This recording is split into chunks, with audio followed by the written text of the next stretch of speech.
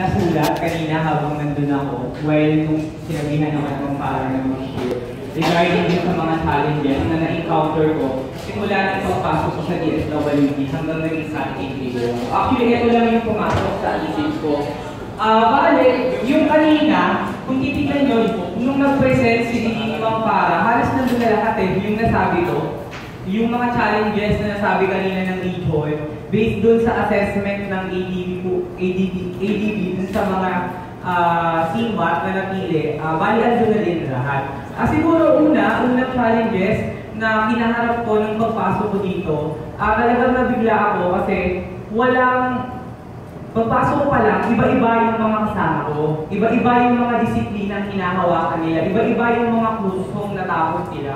So, during nung may mga ginagawang coordination meeting, hindi ko nag-decide yung aming mga strategy at yung aming mga isip. Kasi nga po, iba kami ng mga natapos. Iba yung gusto na itong gawin, iba yung gustong gawin ito, iba din yung gustong gawin itong isa. So, ang nangyari, ang ginawa namin, nung pumasok na po yung convergence, doon nagkaroon ng magandang kulay, yung pagsasama ng bawat worker sa field. Kasi nga po, nandun na yung pagtutulungan. Kaya napakalaking tulong sa amin ang convergence sa ating lahat ng convergence. Kasi doon nabuo, nagkaroon ng proper coordination mechanism na ginamit ng CMAT na para yung mga proyekto, mga services na naisip ng bawat isang grupo ay magtutugma para sa pangangailangan ng ating mga partner beneficiary. Ayun po yung unang naging challenge para sa akin, yung iba yung ginagalawang disiplina ng bawat isang individual na nakapaloob doon sa DSWD. Pangalawa, ang hirap po mag-convene ng bawat members. Ang hirap po nilang ipatawag dati. Ang hirap po gumawa nung isang activity na may absent yung isa. Halimbawa, kasi kami kasi yung unang ibinaba sa community, yung mga city link ng Pantawid. Then yung SLP nasa NCR, yung MCCT nasa NCR din. So ang hirap, di ba? Paano mag-combine yung isip o yung mga aktibidades na gagawin ng team kung magkakalayo kayo ng opisina. So, di ba merong announcement o anunsyo sa Yusef Goodmali na ibaba lahat ng field workers para magkasundo at magkaroon ng pag-iisa yung kanilang mga ginagawa sa community. So, maganda rin po yung nangyari sa atin. Pangatlong challenge ay yung resources. Yung resources po, napakahirap nito.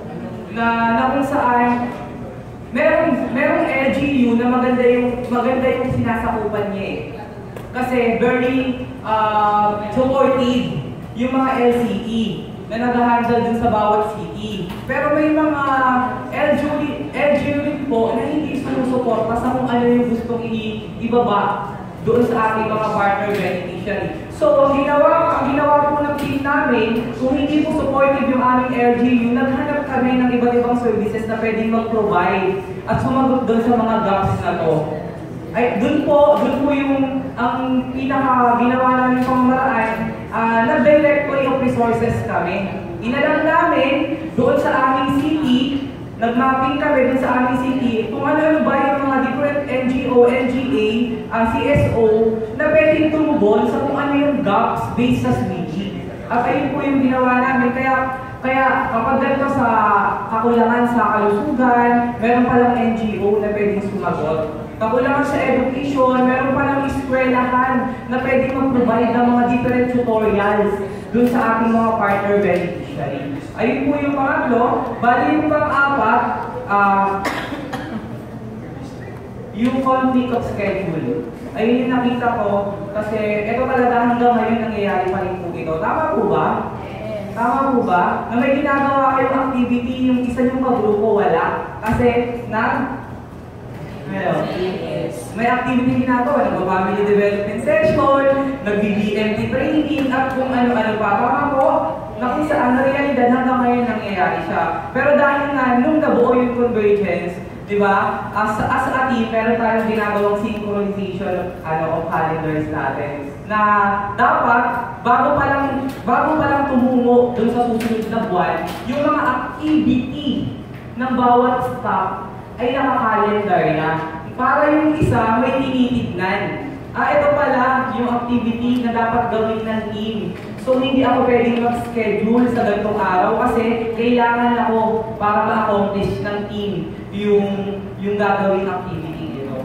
Ayun po, bali sumunod, nakita ko din yung pagmamotivate dun sa mga staff o dun sa mga members. Ang hirap bilang isang team leader.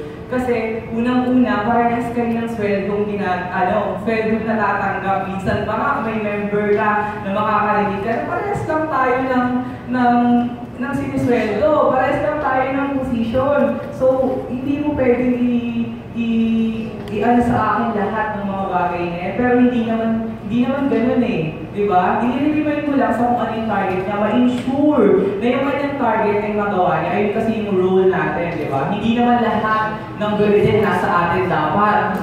Diba? Tama? Dapat i-share natin yan. Alam na alam niya ni Sir Ruben. Kasi, kung ano yung yan. Share din natin. Ano po, sir? Share.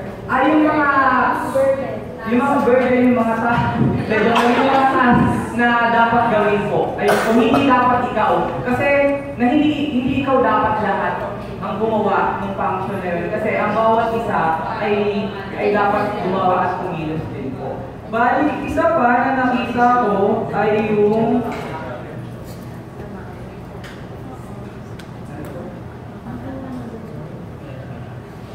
ayun na po. Hindi mo ba